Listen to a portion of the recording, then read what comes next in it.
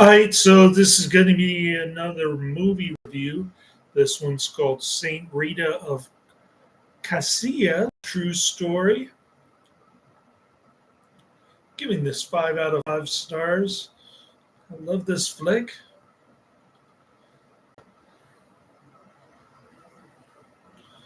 This is going to be another Forum.org documentary about the life of a saint, one of the more famous ones. Pretty compelling docudrama that tells the whole story of the amazing life of Saint Rita of Cascia, the very popular saint who lived in Italy in the 14th century, famous as the patroness of hopeless situations. Saint Rita dealt with many very difficult and tragic events in her life. Her husband got murdered and she burned his bloody shirt because she didn't want her two sons to get revenge. And she never told anybody who was involved, none of the families, what actually happened. She didn't want anybody getting revenge on her for her dead husband's murder. Through it all, she developed a profound faith in God that was the source of her great strength and why she is such a popular saint for all those dealing with difficult events in their own lives. Her story combines high drama, great love, deep betrayal, profound forgiveness, and strong faith. The story is about the brave young woman who married her knight, helped him overcome his dark past and convert to faith, happily bore him two children, possibly twins, and later endures immense pain as she loses everything in her life. She finds peace and new hope through the generosity of a nearby convent of sisters.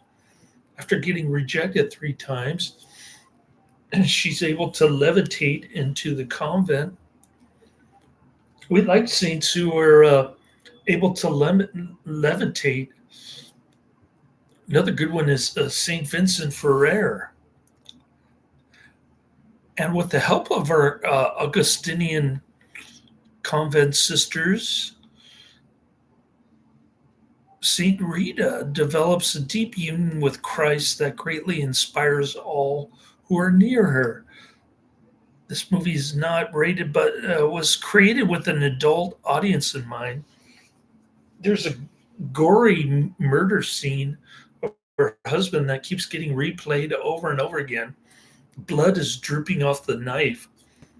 It may contain violence indicated of the life and times of the saint or character portrayed. Yeah, I guess you can say that.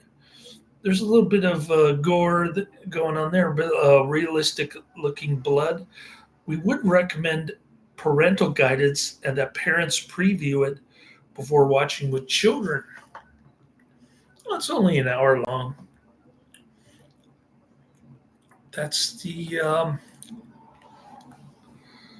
Forum.org storyline. Now let's see what AI says. The docudrama Saint Rita of Cascia, the true story, is a 2012 film about the life of Saint Rita of Cascia, known as the patron saint of impossible causes. The film, starring Victoria Belvedere, follows her life of hardship, including a difficult marriage, the murder of her husband, and the death of her sons, and her eventual entry into a convent. Her story combines elements of high drama, deep faith, and forgiveness. The film deals with the life of a 14th century woman who, against her own wishes, marries a man with a violent past. She endures an abusive marriage, but eventually wins her husband over to a better path. After her husband is murdered due to a family feud, she is left to shield her sons from seeking revenge. Her fervent prayers for their lives are answered when both sons die from an illness.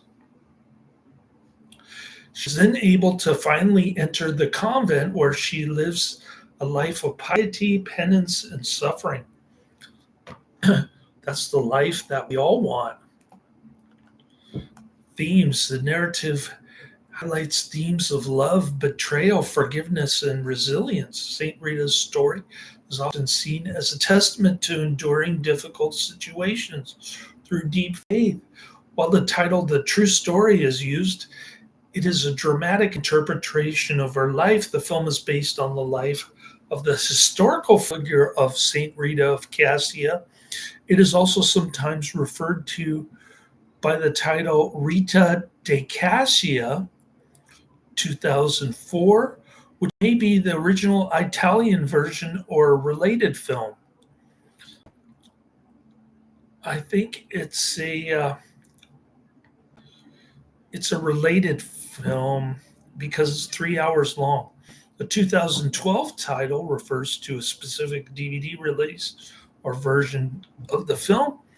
It's much shorter, 1 hour.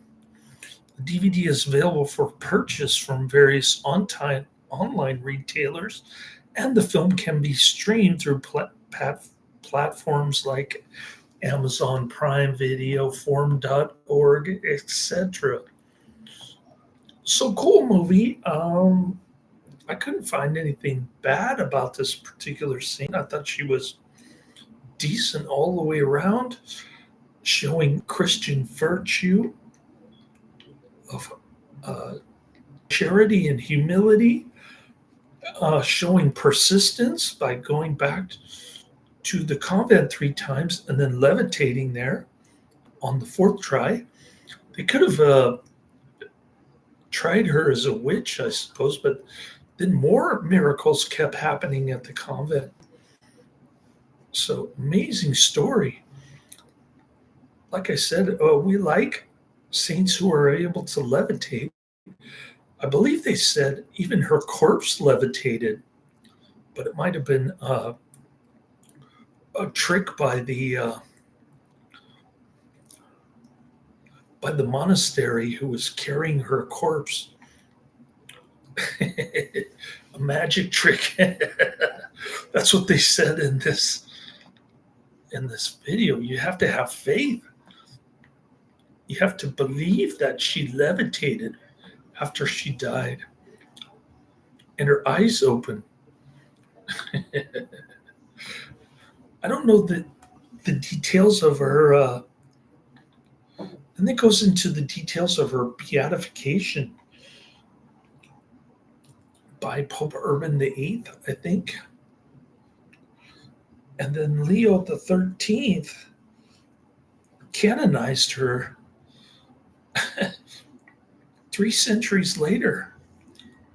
Amazing. They waited 300 years to canonize this woman. And how long did they wait to canonize Carlos Acuto? Some of these other people? Mother Teresa, JB2, Padre Pio. Padre Pio is another amazing saint. Saint Vincent Ferrer. He had the stigmata. This saint was kind of didn't really have the stigmata, but she had the crown of thorn wound on her forehead for like 15 years and had a funky smell, sort of like a hairy armpit or something that didn't have deodorant. And but sometimes it did smell like flowers. So I guess it kept changing. Anyways, fascinating stuff. Highly recommended. Check it out. I don't think it's on IMDb or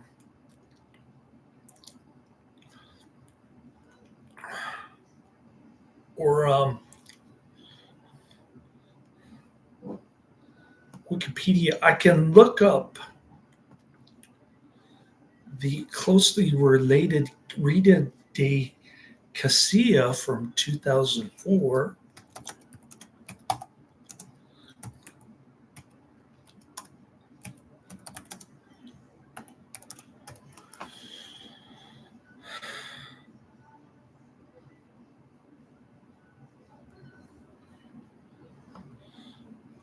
Uh,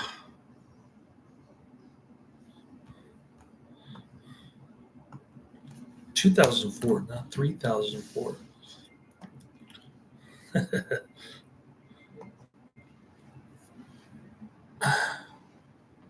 Looks like a different actress,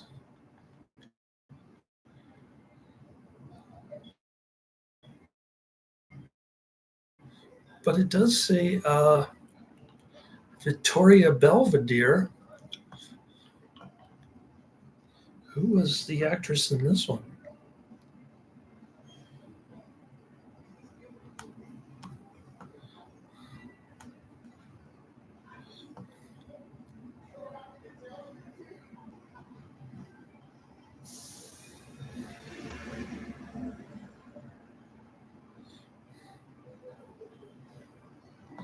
Hmm.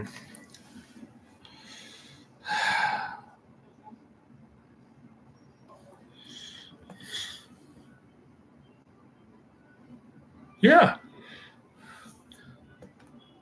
So the Rita da Cascia TV movie from 2004 is the longer version, 3 hours, with the same actress, Victoria Belvedere,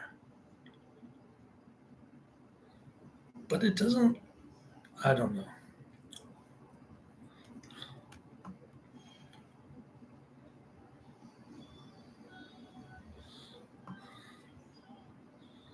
It doesn't look like the actress in the one I just saw. So I'm going to ignore that. And I'll go back to my movies list. I think AI is tricking me here when it says that the film stars Victoria Belvedere. I don't think that's correct, but I could be wrong. It's all very confusing. All right. Number one on my list is Direct Hit 1994, followed by DOA 1949.